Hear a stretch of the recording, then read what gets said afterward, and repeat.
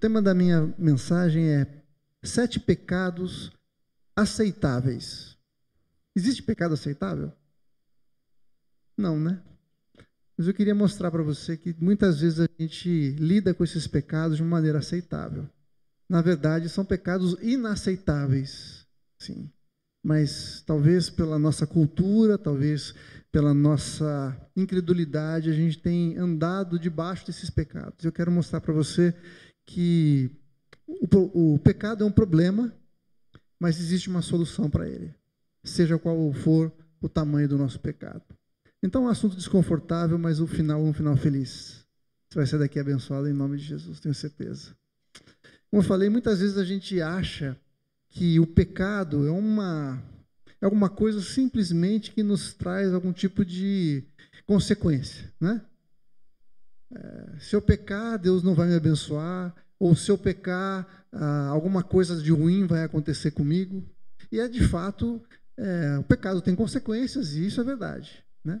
Agora, quando a gente não experimenta imediatamente a consequência do pecado, muitas vezes a gente releva esse pecado, ou minimiza esse pecado, ou racionaliza, finge que está tudo bem. Porque todo mundo está fazendo, a gente acha que pode fazer também. E esse é o grande problema que a gente encontra com esses pecados. O grande problema do pecado é que ele nos afasta de Deus, seja ele pequeno ou grande. Eu queria ler com você Isaías 59, versos 1 e 2. Isaías 59, versos 1 e 2, diz assim: Eis que a mão do Senhor não está encolhida, para que não possa salvar, nem surdo o seu ouvido, para não poder ouvir. Mas as vossas iniquidades fazem separação entre vós e o vosso Deus, e os vossos pecados encobrem o seu rosto de vós, para que não vos ouça. O grande problema do pecado é que ele nos afasta de Deus. Não porque Deus não possa nos salvar ou não queira nos ouvir, mas é como se diante de nós tivesse um véu, como se fosse uma cera no ouvido de Deus que impede ele ouvir, como se a nossa voz estivesse calada, impedindo que Deus ouvisse a nossa oração. Toda vez que pecamos, somos acusados do nosso pecado, e o nosso pecado, porque nosso Deus é santo, nos afasta dele. Deus é santo, e todo pecado que se aproxima dele é exterminado. Então, se nós estamos em pecado, nós naturalmente nos afastamos de Deus. Foi exatamente o que aconteceu com Adão. Ele pecou imediatamente, sentiu a vergonha do seu pecado e fugiu da presença de Deus. E foi Deus que foi atrás de Adão. O texto de Gênesis diz que Deus, todos os dias, visitava Adão no final da tarde. E mesmo Deus sabendo que Adão tinha pecado, Deus vai fazer a sua visita diária para ele. E chegar lá no ponto de encontro, cadê Adão? E aí Deus começa a chamar: Adão, cadê você? Onde você está? Como se Deus não soubesse. Será que Deus não sabia onde ele estava? Deus sabia. Claro que Deus sabia o que tinha acontecido. Ele sabia onde ele estava. Mas ele chama para mostrar que é ele que vai atrás de Adão. Adão, por causa da sua vergonha, foge de Deus. Mas Deus, por causa da sua misericórdia, vai ao encontro de Adão. Faz tudo o que seria necessário para trazê-lo de volta. Mas, quando a gente não encara o pecado de uma maneira séria, a gente se afasta do Senhor. E é engraçado porque quanto mais a gente peca, mais dificuldade a gente tem de voltar para o Senhor. Parece que quanto mais a gente cede a um tipo de pecado, mais os outros pecados tomam conta da nossa vida. Não é assim? Você já passou por isso? Ou será que é só comigo? Quando a gente se torna permissivo com algum tipo de pecado, parece que uma casta vem sobre a nossa cabeça e começa a nos levar para pecar cada vez mais. A gente começa a se acostumar com o pecado e isso nos afasta de Deus. E esse é o grande problema do pecado. Então, para Deus solucionar isso, Ele estabeleceu os seus mandamentos. Aliás, o pecado, diz lá em 1 João, que pecado é a transgressão de Deus, da lei de Deus. Toda vez que a gente transgride a lei de Deus, nós pecamos. E Deus deixa a sua lei para deixar muito claro o que é aquilo que incomoda a Ele, aquilo que nos afasta dele. E são essas coisas que das quais nós devemos nos afastar. Pecado, então, é transgredir os mandamentos do Senhor. 1 João 3, versículo 4 é o que diz isso, né? Todo aquele que pratica o pecado também transgride a lei, porque o pecado é a transgressão da lei. Então nós precisamos entender o que significa o pecado e o que é aquilo que afeta a Deus. Uma outra coisa que muitas vezes acontece com a gente é alguém falar assim: mas esse pecado não faz mal para ninguém. Eu não estou fazendo mal para ninguém. É uma coisa que acontece só comigo, não tem problema. Por que isso é pecado? Não faz mal para ninguém. A gente não pode perder de perspectiva que o pecado é uma ofensa a Deus. O pecado fere os sentimentos de Deus, ofende a Deus. E é sobre essa perspectiva que a gente tem que entender o pecado. Não é só porque vai machucar alguém aqui, nosso irmão, nosso próximo, ou algum tipo de malefício para mim. O pecado é alguma coisa que ofende a Deus. E nós que conhecemos a Deus não podemos, então, estar pecando. Porque isso vai contra o fato de nós amarmos a Deus. Você não machuca aquela pessoa a quem você ama, não é verdade? Por isso que João diz que aquele que ama a Deus não peca. Ou não continua no pecado. Ou não deixa de ficar incomodado por estar pecando. A gente vê esse tipo de comportamento, esse tipo de identificação, em dois momentos na Bíblia que eu queria ler com você. A primeira que eu quero mostrar para você é quando José, um dos filhos de Jacó, é levado cativo para o Egito. Ele é comprado pelo Potifar e na casa de Potifar ele se torna uma pessoa influente. O responsável por todas as coisas na sua casa. Ele mesmo diz que na casa de Potifar, José era o segundo. Tudo estava à disposição de José. Até que a mulher de Potifar se engraça com José e tenta seduzi-lo. E ela faz que tenta ter alguma coisa com José. E José diz para ela o seguinte. Ele fala assim: o seu marido não é maior do que eu nessa casa, e nenhuma coisa me vedou, a não ser a você mesmo, porque você é sua mulher. Como, pois, eu cometeria tamanha maldade e pecaria contra Deus? Ele podia falar assim: como é que eu poderia pecar contra o meu chefe, o meu dono? Mas não, ele diz que o pecado, se ele traísse o seu dono com a sua mulher, ele estaria pecando contra Deus. Ele sabia que o seu pecado ofendia Deus. Talvez um caso com aquela mulher não ficasse escondido para o resto da vida. Ninguém talvez ficasse sabendo disso. Mas mesmo assim, ele sabia que estava pecando contra Deus. Um outro caso interessante é quando Davi tem um caso com Batseba também.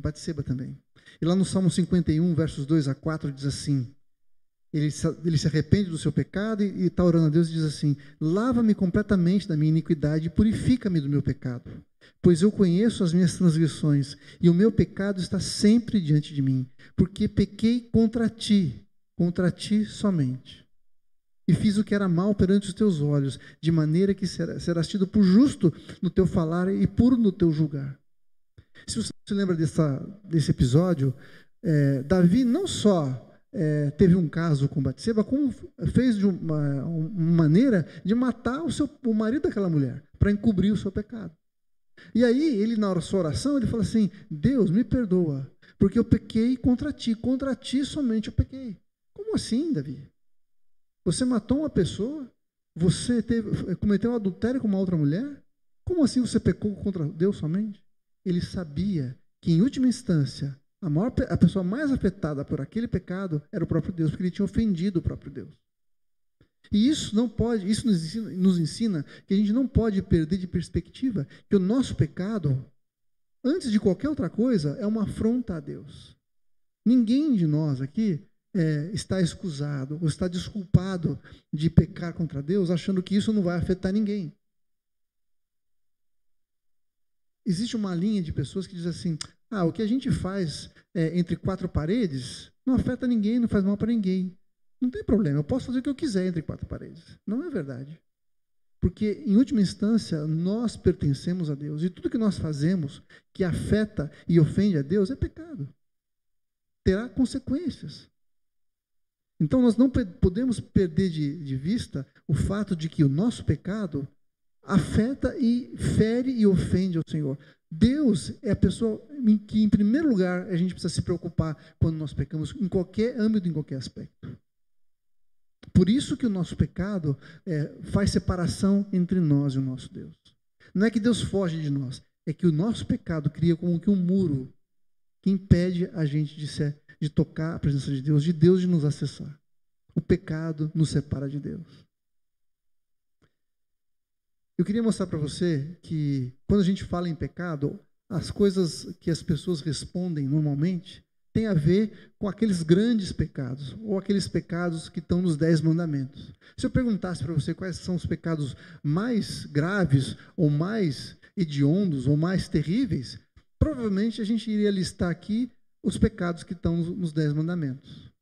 Mas mesmo com relação a esses pecados, quando Jesus confronta aquele jovem que veio perguntar para ele a respeito do que ele precisava fazer para herdar a vida eterna, Jesus cita para ele alguns daqueles mandamentos que na sua transgressão são pecado, né? E aquele jovem fala assim, isso aí eu cumpro de boa, isso aí eu já faço desde pequeno. Só que Jesus, quando fala a respeito desses mandamentos, cita os mandamentos que têm a ver com o relacionamento entre pessoas.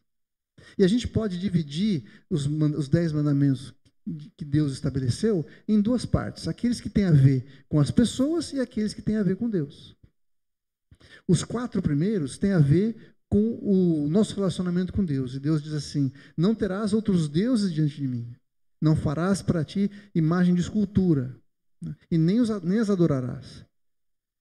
Lembra-te do sábado para o santificar. Porque o sábado tem a ver com o reconhecimento da pessoa do Senhor. Então, os primeiros mandamentos têm a ver com o nosso relacionamento com Deus.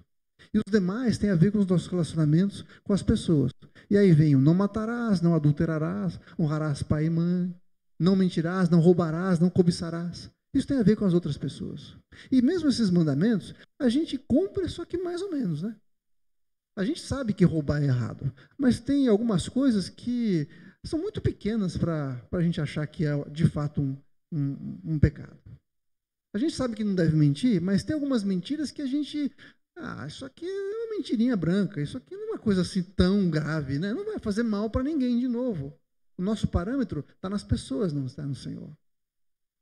O próprio Jesus, quando foi confrontado, quando falou sobre a lei, lá no Salmo, no Sermão da Montanha, ele diz assim, vocês ouviram o que foi dito, não adulterarás. Eu, porém, vos digo que aquele que olhar para uma mulher com intenção impura já pecou no seu coração.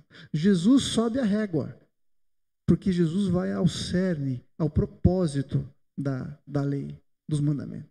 A mesma coisa ele fala com relação a não matarás. A lei diz para você não matar, mas se você falar mal do teu irmão, você já matou seu irmão no seu coração. Então Jesus sobe a regra. Então a gente sempre está pensando com relação ao pecado, essas grandes coisas. E quando a gente pensa nessas grandes coisas, talvez muitos de nós, se a gente não levar em conta o que Jesus falou, se sinta eximido, se sinta assim, eu tô bem. Eu não roubo, não mato, nunca matei ninguém. Roubar praticamente nada. Mentir, só mandar dizer que eu não estou. Então isso aí praticamente não conta. Roubar, muito menos. Então, eu estou bem. Essas coisas, esses pecados aí, eu estou tirando de letra. E esse é o grande problema. É a gente perceber e entender que todos nós precisamos de um Salvador. Jesus falou o seguinte, eu não vim para os sãos, eu vim para os enfermos, eu vim curar os enfermos. Eu não vim para aqueles que são bons, eu vim salvar os pecadores. Então, se a gente não se perceber como pecadores que precisam de um Salvador, a gente não vai usufruir e desfrutar da bênção que nós temos em Jesus, do perdão dos nossos pecados.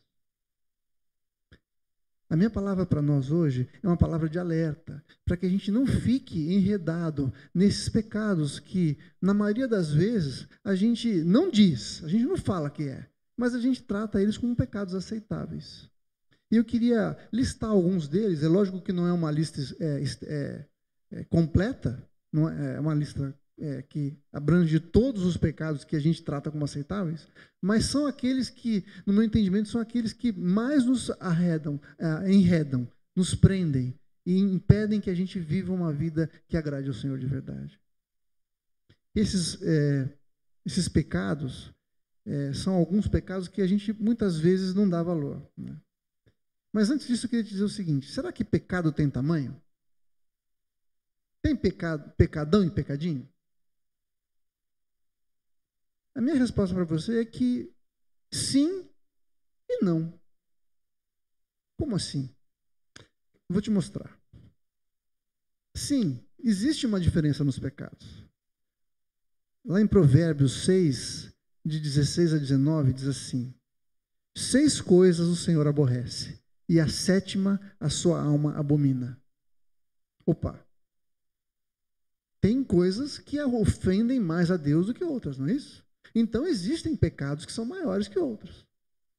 As consequências dos pecados são diferentes.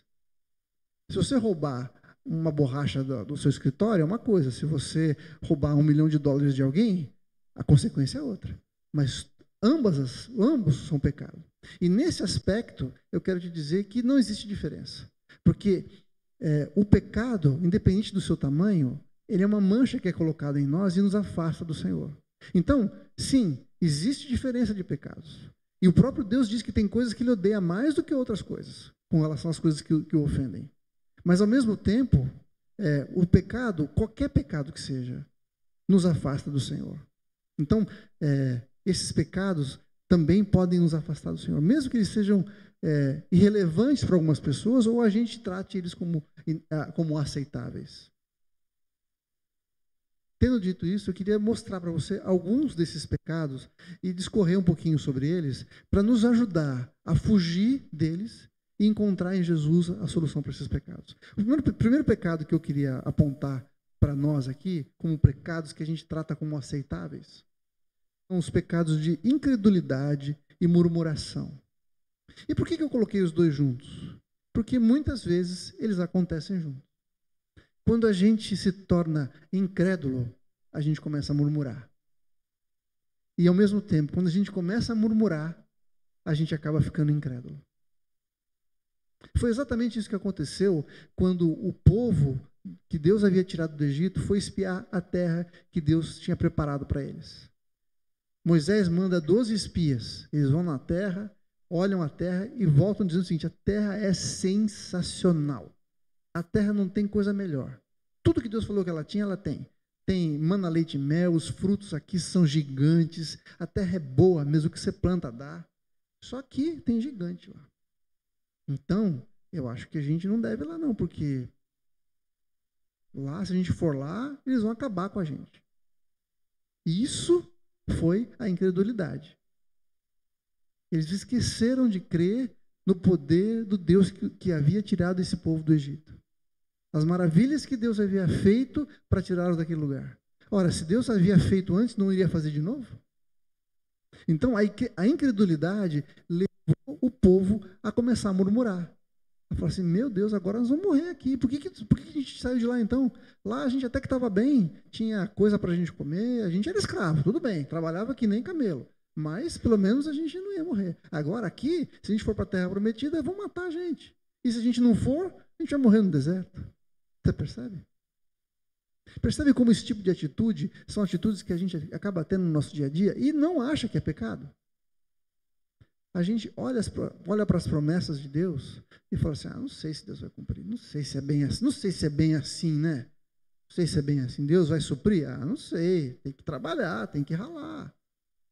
Eu vou perdoar, mas e aí? Vai ficar por isso mesmo? Vou ficar sem justiça?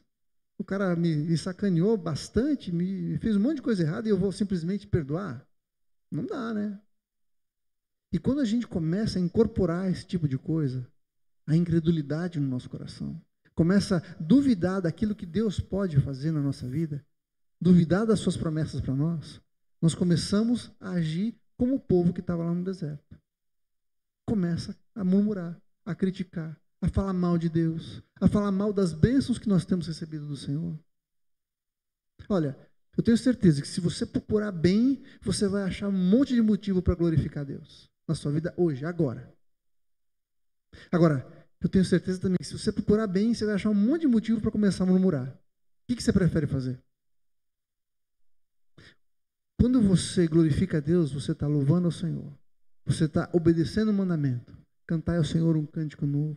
Render graças ao Senhor porque Ele é bom. Mas quando você começa a murmurar, você está pecando, você está incomodando a Deus. Você está diminuindo, você está queimando a sua fé. Você está comprometendo a sua fé. Está corroendo a sua fé com murmuração. Aliás, a gente pode dizer que a murmuração é a criptonita da nossa fé. Onde tem murmuração, a nossa fé some. Porque a murmuração é fruto da gente não enxergar o poder de Deus. E dessa maneira, a gente acaba se separando daquilo que o Senhor quer fazer.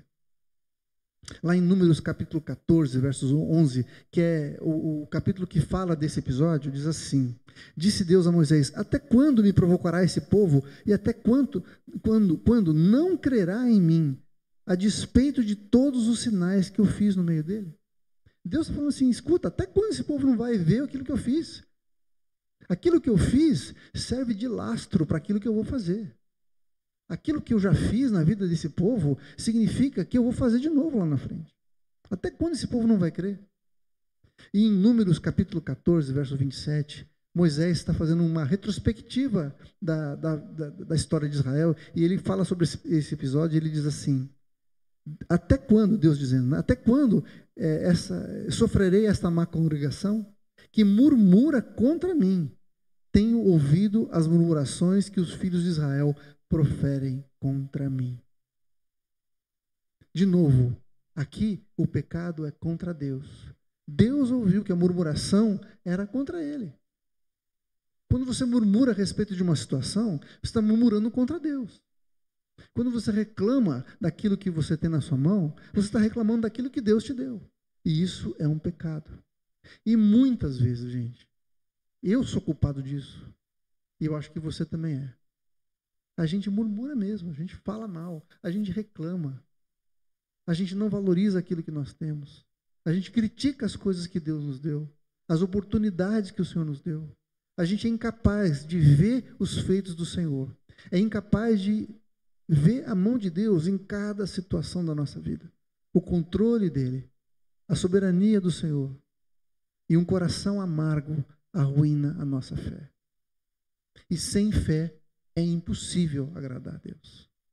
Então, o primeiro pecado que eu quero mostrar para você, que são pecados que a gente trata como aceitáveis. A gente não se incomoda de ser murmurador. Não é? Ninguém vai deixar de tomar ceia porque está murmurando. Ou ninguém vai deixar de ocupar um cargo de liderança porque é um murmurador. Na verdade, deveria. Mas a gente acha que isso é uma coisa tranquila. A gente não se constrange de estar murmurando. A gente não se constrange da nossa incredulidade. E isso é algo que Deus precisa tratar no nosso coração. O segundo pecado que eu quero mostrar para você, que muitas vezes a gente é displicente com relação a ele, tem a ver com a dissensão e a divisão. Eu quero começar dizendo que das 6 coisas que Deus odeia, a 7ª ele abomina, a 7ª é justamente provocar a divisão entre os irmãos. Então, onde existe divisão, é um pecado que Deus abomina. Pessoas que não se dão é alguma coisa que Deus abomina. Lá em Gálatas, capítulo 5, onde Paulo está falando a respeito das obras da carne. E quando a gente pensa em obras da carne, a gente tem uma lista na nossa cabeça que é meio que pré-definida, né? A gente sempre vai nessa lista. E, na verdade, ele começa exatamente com a lista que a gente está acostumado a pensar.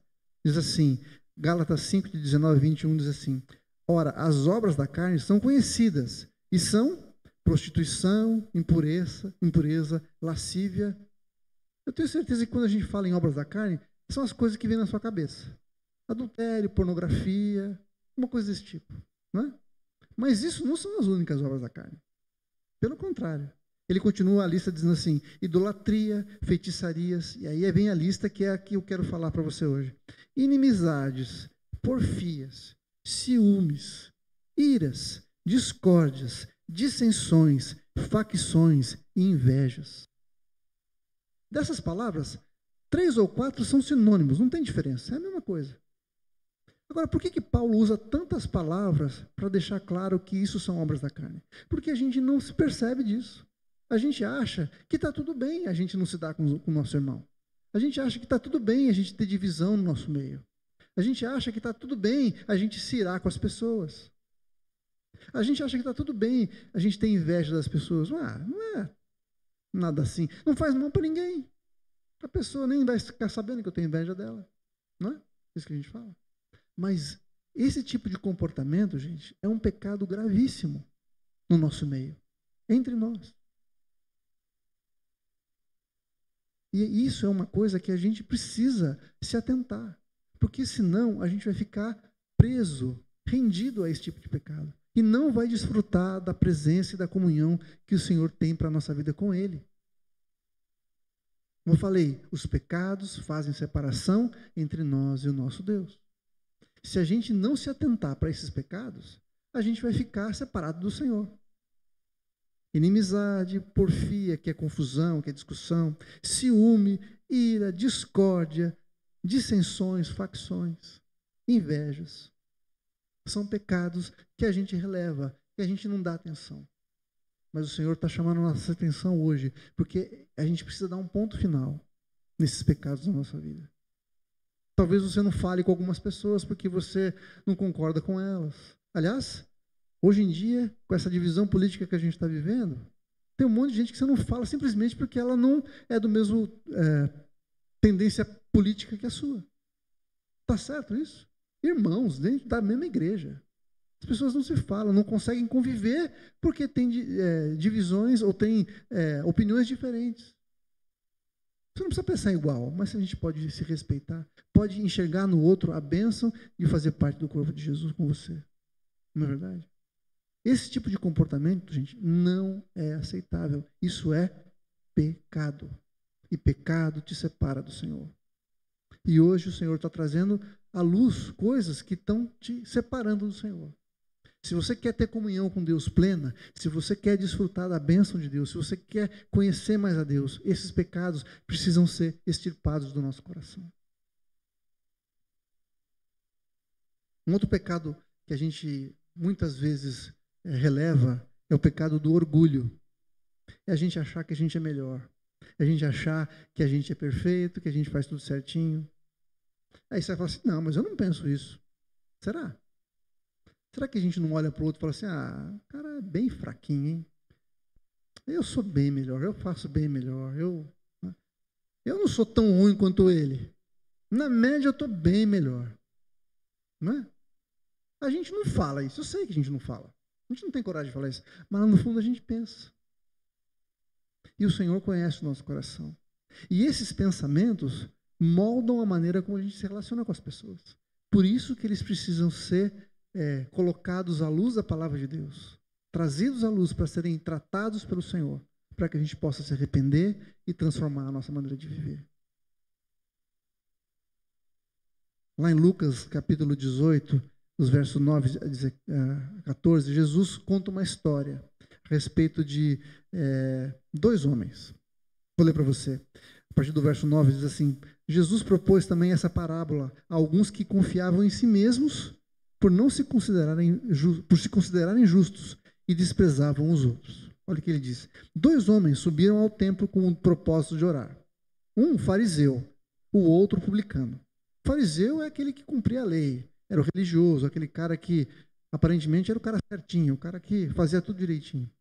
E o publicano era um pecador, era o cobrador de impostos, era aquela pessoa que era tido como ladrão, como aquela pessoa que era execrável, que ninguém gostava, que ninguém queria estar perto. E Jesus pega esses 2 extremos de propósito, para mostrar como que é o coração dessas pessoas.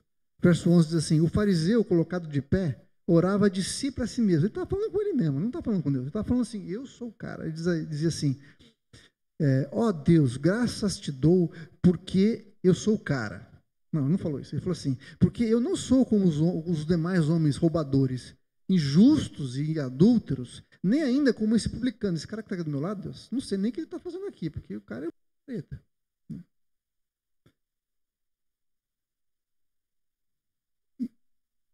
Eu jejuo 2 vezes por semana. Eu sou um cara que... Eu sou espiritual, hein? Dou o dízimo de tudo quanto ganho. O publicano estava de pé de longe. E ele não ousava nem ainda levantar os seus olhos, mas batia no peito dizendo: ó Deus, tem misericórdia de mim porque eu sou pecador. Eu digo a vocês que o publicano, desceu para sua casa justificado, e não aquele, porque todo aquele que se exalta será humilhado, mas o que se humilha será exaltado. O Senhor está dizendo aqui para a gente o seguinte, que aquele que acha que é o bonzão, que não precisa de nada, esse não vai ser justificado. Porque Jesus havia dito o seguinte, que ele veio para curar o que estava doente. Se a pessoa não se reconhece como uma pessoa que precisa do toque de Jesus, ela vai embora. Não recebe a bênção de Jesus.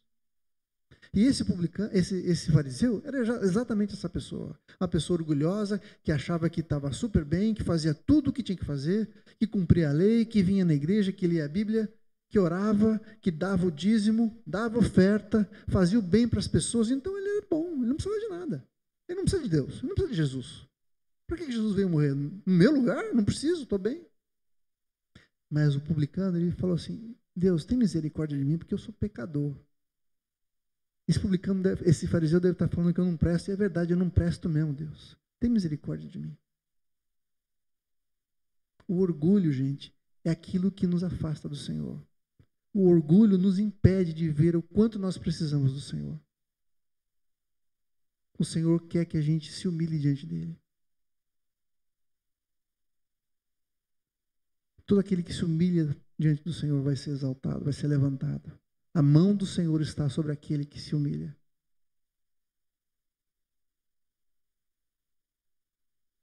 Vamos guardar o nosso coração de todo orgulho, de toda tentativa de fazer as coisas para cumprir a lei. Sabe, se a gente depender de cumprir a lei para se chegar a Deus, todos nós vamos falhar. A Bíblia falou que todos pecaram e por causa disso estão destituídos da glória de Deus. Mas existe uma solução para o nosso pecado. É se humilhar debaixo da potente mão do Senhor. Que Ele, ao seu tempo, vai nos exaltar. Em quarto lugar, eu queria falar sobre o pecado da falta de empatia. O que é isso? Jesus falou, aliás, em Romanos, capítulo 12, verso 15, está escrito assim, alegrai-vos com os que se alegram e chorai com os que choram. Isso é ter empatia. Não é que você está feliz, mas tem alguém feliz do seu lado, você vai ficar feliz com aquela pessoa. Você vai compartilhar da alegria daquela pessoa. Alguém está chorando do seu lado? Você vai se condoer daquela pessoa. Você vai experimentar a dor daquela pessoa. Você vai estar junto com ela. Isso é ter empatia. Isso significa que você se importa. Quando você vê alguém chorando, você vai fazer tudo o que você puder para tentar consolar aquela pessoa. Você vê alguém com um problema, você vai tentar fazer tudo o que você puder para resolver o problema daquela pessoa. Isso é ter empatia. E nós temos sofrido cada dia mais dessa falta de empatia pelas pessoas. A gente está tão exposto a tanta notícia que a gente acaba se tornando insensíveis para as necessidades das pessoas. Você vê alguém que foi assaltado, que foi assassinado do outro lado do mundo, como está tão longe, a gente acaba perdendo a sensibilidade. E por causa disso, a gente acaba perdendo a sensibilidade para as pessoas que estão do nosso lado. E isso é inaceitável diante do Senhor. Ele falou para a gente se alegrar com aqueles que se alegram. E chorar com os que choram. Aliás, às vezes é mais fácil a gente chorar com os que choram do que se alegrar com os que se alegram, né? Porque o cara conseguiu uma promoção, mas podia ter sido minha. Como é que eu vou me alegrar com ele?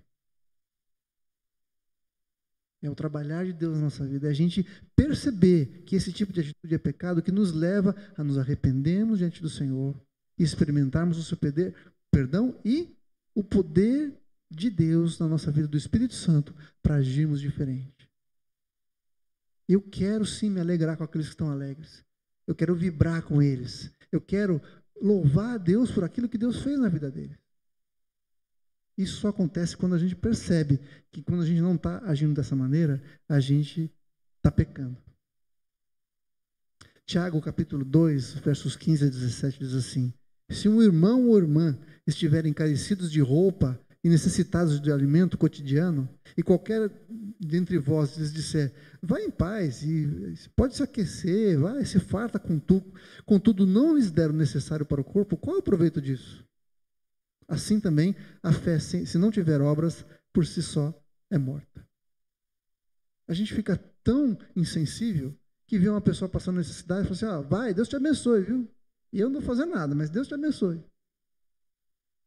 A pessoa precisa de alimento, a pessoa precisa de roupa, a pessoa precisa de consolo, precisa de um abraço, e eu simplesmente falo, Deus te abençoe. E você? Você é a mão de Deus para abençoar essa pessoa. E quando nós nos eximimos dessa responsabilidade, nós estamos pecando. Nós estamos pecando. Nós não estamos tendo empatia. Eu estou deixando de repartir aquilo que o Senhor colocou nas minhas mãos para abençoar os outros também. A bênção de Deus na minha vida tem que extrapolar a minha vida, tem que transbordar de mim e alcançar outras pessoas. Outro pecado que muitas vezes passa desapercebido para nós é a avareza. A gente é avarento. E, na verdade, quando a gente fala em avareza, a gente pensa naquele cara que não quer dar o seu dinheiro para alguém, não é? Mas, na verdade, avareza significa você querer mais daquilo que você tem. Mais. Nunca está bom. A gente nunca está satisfeito. Se você tem 1.000, você quer 2.000. Se você tem 2.000, você quer 10. Se você tem 10, você quer 50. E não tem fim isso.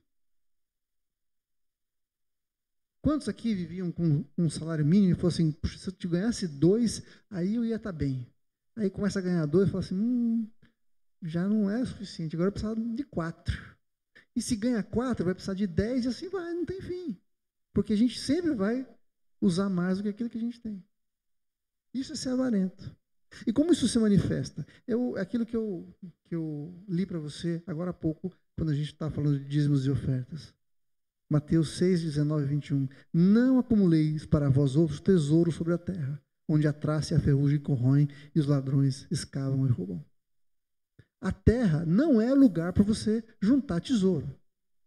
Tesouro aqui na terra vai estragar, vai perder valor, alguém vai roubar, vai passar. Mas quando a gente ajunta no céu, a gente está ajuntando no lugar onde as coisas são eternas e perfeitas. E como é que eu posso fazer essa transição? De tirar aqui da terra e jogar lá para o céu? Como é que eu faço essa portabilidade? O que dura eternamente, gente? A gente. Pessoas. Pessoas vão viver eternamente. De um jeito ou de outro, num lugar ou em outro. Mas aquilo que você investir na vida de pessoas vai durar eternamente.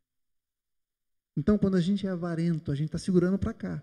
E aqui vai ficar. Mas quando a gente investe em vidas, reparte, a gente está colocando nos céus. Naquele cofre onde ninguém entra, ninguém rouba, nada se perde, dura eternamente. O sexto pecado que a gente trata como uma coisa irrelevante é a nossa ansiedade. Quantos de nós somos ansiosos? Quantos de nós temos vivido preocupados todo dia? Quantos de nós deixamos de viver a vida porque estamos preocupados com o futuro? Quantos de nós deixamos de vir na igreja ou ter contato com os irmãos porque está correndo atrás das coisas? Porque se eu não fizer, ninguém vai fazer. Não é assim que a gente fala? Se eu não correr atrás, ninguém vai correr por mim. Isso é uma mentira. O Senhor já te deu tudo aquilo que você precisa. Está nas mãos do Senhor. E, aliás, se não estiver na mão dele, você corre o risco muito grande de não alcançar aquilo que você está querendo. O próprio Jesus disse para a gente não ser ansioso, não andar ansioso. Mateus 6, 25 diz assim, por isso vos digo, não andeis ansiosos pela vossa vida, quanto ao que é a vez de comer ou beber, nem pelo vosso corpo, quanto ao que é a vez de vestir. Não é a vida mais do que o alimento e o corpo mais do que as vestes? Olha o antídoto que Jesus usa para tirar a ansiedade da gente. Ele fala assim, observai as aves do céu. Semeiam e não colhem. Não semeiam, não colhem, nem juntam em celeiros. Contudo, o vosso Pai Celeste a sustenta. Porventura, vocês não valem muito mais do que as aves? No versículo 27, qual de vós, por ansioso que esteja, pode acrescentar um côvado ao curso da sua vida?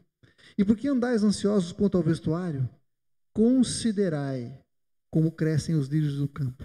Eles não trabalham, nem fiam. Eu, contudo, vos afirmo que nem Salomão, em toda a sua glória, se vestiu como qualquer um deles. Jesus usa duas palavras aqui. A primeira é observai. Olha, presta atenção. Olha os exemplos que eu já te dei. Depois ele fala considerai. Raciocina, pensa, faz a conta. Vê se fecha essa conta.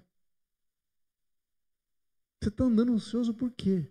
Eu já dei motivos para você que eu vou cuidar da sua vida. Você está preocupado? Olha para aquilo que o Senhor já fez.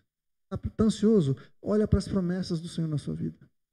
Isso é que vai tirar a sua ansiedade. Não é você correr atrás. Não é você fazer ainda mais. Não é você trabalhar de madrugada. Aliás, a Bíblia fala que se o Senhor não guardar a cidade, em vão vigiam as sentinelas. Se o Senhor não construir a casa, em vão trabalham os que a constroem. O Senhor dá o sustento enquanto dormem.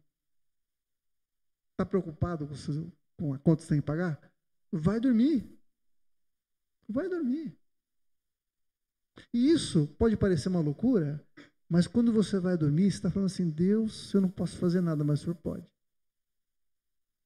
Eu estou fazendo hora extra aqui, Deus, dormindo, enquanto o Senhor faz a sua parte. Confio que o Senhor vai fazer por mim.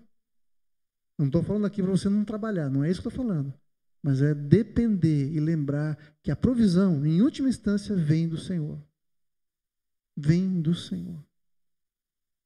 O texto clássico sobre a ansiedade está lá em Filipenses 4 e 6, que diz assim, não andeis ansiosos por coisa alguma.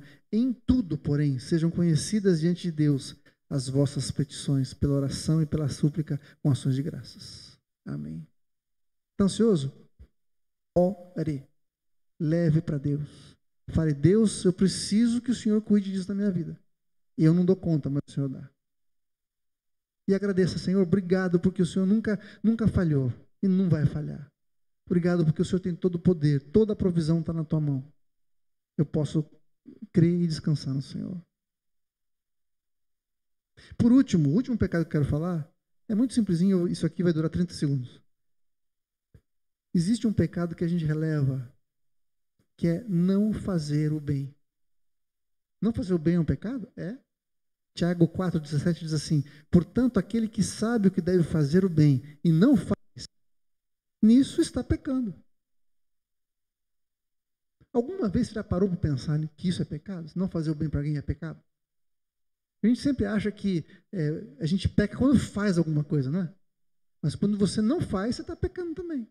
Se você sabe que tem que fazer o bem para alguém e não faz, você está pecando. Agora, eu fiz essa lista de pecados aí, que a gente chama de aceitáveis, só para trazer culpa para você? Só para você sair daqui, puxa vida, eu sou pecador mesmo, e agora? Não tem jeito na minha vida. Vou sair daqui desanimado, triste? Esse é o objetivo? Claro que não. Claro que não. Eu tenho uma ótima notícia para você. Não importa qual seja o pecado, não importa o tamanho do pecado, e não importa quantas vezes você tenha caído no mesmo pecado, existe solução para você. A cura do pecado está em Jesus. A cura do pecado não está em você cumprir as regras, porque se tivesse, você estava perdido. A cura do pecado está no sacrifício de Jesus por nós. Por nós. Está na obra que Ele fez na cruz por nós. Como eu falei, isso não tira a nossa responsabilidade, mas isso nos dá alegria e esperança. Senhor, eu pequei de novo. Mais um para a conta, Deus. Mas a conta é assim. A Bíblia fala que aonde abundou o pecado, superabundou a graça.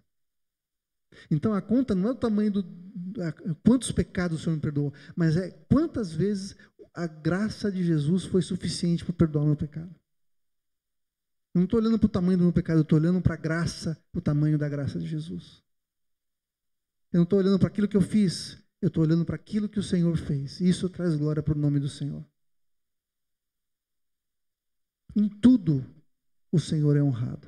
Até quando eu peco, a glória é para Ele. Ele não quer que nós pequemos. Mas mesmo quando eu errar, quando eu cair, o Senhor me sustenta, me levanta e me traz para perto dEle. E me perdoa segundo a sua graça. Eu quero ler alguns textos para você, para fundamentar essa verdade, para você sair daqui crendo e transformado. Você sabe que não tem que pecar, beleza? Ponto pacífico, não é isso? Mostrei para você alguns pecados que a gente acha que é tudo bem, que a gente não se atenta para eles. E por causa disso, muitas vezes a gente vive cativo, preso em coisas que nos afastam do Senhor. Mas a boa notícia é que existe salvação para nós. Existe resposta para nós. Romanos 5, 12 a 15 diz assim: portanto, assim como por um só homem entrou o pecado no mundo e pelo pecado a morte, assim também a morte passou a todos os homens, porque todos pecaram. Essa é a má notícia. A boa notícia é a seguinte, versículo 15: todavia, não é assim o dom gratuito como a ofensa. Porque se pela ofensa de um só morreram muitos, muito mais a graça de Deus e o dom pela graça de um só homem, Jesus Cristo, foram abundantes sobre muitos. Ou seja, se o pecado entrou pelo homem, a graça também entrou pelo homem para alcançar todo mundo. Em Jesus nós somos perdoados. Romanos 5:8, mas Deus prova o seu amor para conosco pelo fato de Cristo ter morrido por nós, sendo nós já perfeitos, sem pecados, maravilhosos, limpinho? Não, sendo ainda pecadores. Deus nos amou em Cristo quando nós ainda éramos pecadores. E a prova disso é que Ele deu o seu próprio Filho quando nós éramos pecadores. Não tinha nada de bom em nós, mas ainda assim Ele nos purificou. 2 Coríntios 5:21. Aquele que não conheceu o pecado, Jesus, Deus o fez pecado por nós, para que nele nós fôssemos feitos justiça de Deus. Isso aqui é o Evangelho. Isso aqui é o Evangelho em 30 segundos. É assim, ó. Jesus não tinha pecado nenhum. Ele não tinha pecado. Ele assumiu o pecado de cada um de nós. E nós não tínhamos justiça nenhuma, porque éramos pecadores. Mas nós assumimos para nós a justiça de Jesus. Ele viveu uma vida perfeita para pagar os pecados daquele que viveu uma vida absolutamente dissoluta como eu e você. Eu só tinha injustiça para mostrar para Deus. E Jesus só tinha justiça para mostrar para Deus. Ele pegou essa justiça que ele conquistou e colocou sobre mim e sobre você. Essa é a boa notícia do Evangelho. Isaías 53:6 diz assim: todos nós andávamos desgarrados como ovelhas, cada um se desviava pelo caminho, mas o Senhor fez cair sobre ele, sobre o Messias, sobre o enviado dele, a iniquidade de todos nós. O pecado que estava sobre nós foi pago por Jesus. A conta foi cobrada dele. E para terminar, quando a gente reconhece que nós pecamos, a solução para o nosso problema está aqui, ó. 1 João 1,9. Se nós confessarmos os nossos pecados, se a gente falar assim: Deus, eu pequei mesmo. Deus, eu errei. Deus, eu sabia que eu tinha que fazer o bem e não fiz, eu pequei. Deus, eu sabia que eu não podia causar divisão entre pessoas, eu não podia estar distante de pessoas, mas eu fiquei. Me perdoa. Deus, me perdoa porque eu sabia que não devia ser orgulhoso, mas eu fui orgulhoso. Me perdoa, eu reconheço, eu preciso do teu perdão. Se nós confessarmos nossos pecados, Ele, Jesus, é fiel e justo para nos perdoar os pecados e nos purificar de toda a injustiça. De toda a injustiça. Eu não quero terminar essa palavra com um tom moralista, sabe? Do tipo, olha, tem uma lista de coisas aqui que você não pode fazer. Metade delas você sabia que não podia, mas não ligava. Agora você tem que parar de fazer essas coisas para ser santo e perfeito. Não quero terminar desse jeito.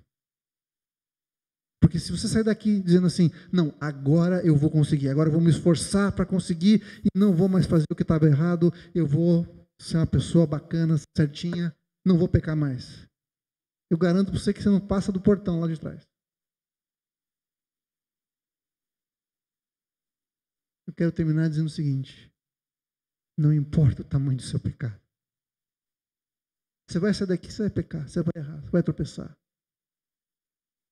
Mas para cada vez você vai olhar para Jesus e falar assim: Jesus, pequei de novo. Me perdoa. Me purifica do meu pecado. Eu não quero ficar longe do Senhor. O perdão não é simplesmente para eu não receber a punição do meu pecado, porque eu mereço. O perdão é para eu poder estar perto de Jesus de novo. Eu não quero que mais nada me afaste do Senhor.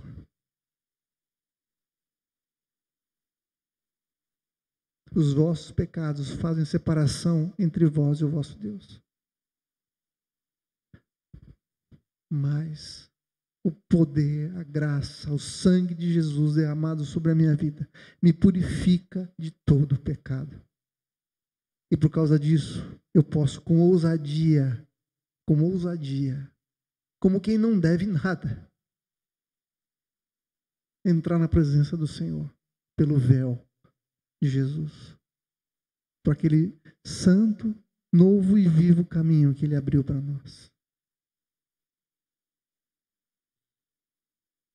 Você pode entrar na presença do Senhor hoje. Sim, saia daqui clamando ao Senhor: Senhor, me mostra onde eu estou falhando, onde eu estou pecando. Eu não quero continuar assim, mas me ajuda. Eu preciso da Tua graça. Se eu falhar, me levanta, me perdoa, me purifica. Porque eu quero estar perto do Senhor. Eu não quero que nada me afaste da presença do Senhor. Nada me separe do Senhor. O texto de Isaías diz que Ele não está com a mão encolhida para que não possa salvar, nem com os ouvidos tampados para que não possa ouvir nosso clamor. Se não existe mais pecado, porque nós somos perdoados, a mão do Senhor está estendida e pode nos tocar e nos levantar. Os seus ouvidos estão abertos para ouvir o nosso clamor.